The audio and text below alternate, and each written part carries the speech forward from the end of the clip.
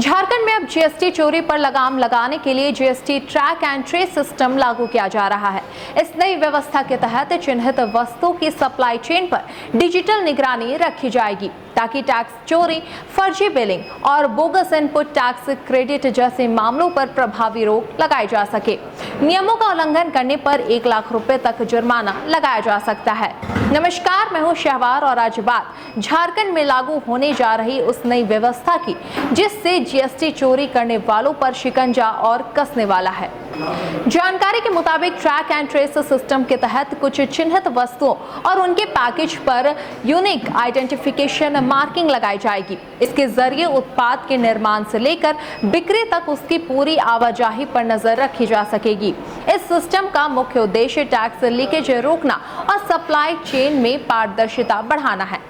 विशेषज्ञों के अनुसार जीएसटी व्यवस्था में लंबे समय से फर्जी invoice, bogus input tax credit और बिना हिसाब किताब वाले कारोबार जैसी चुनौतियां सामने आती रही है।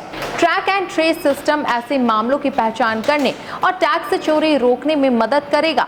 इस व्यवस्था को लागू करने के लिए जीएसटी कानून में विशेष प्रावधान भी जोड़े गए हैं। नियमों का पालन नहीं करने पर 1 लाख रुपए या देकर राशि के 10% तक जो भी अधिक हो जुर्माना लगाया जा सकता है।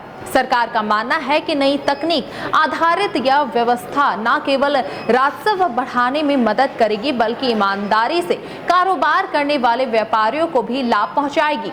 इससे बाजार में नकली और बिना टैक्स वाले उत्पादों की पहचान करना आसान होगा। फिलहाल झारखंड में इस सिस्टम के लागू होने के बाद व्यापारिक गतिविधियों पर निगरानी और मजबूत होने की उम्मीद है।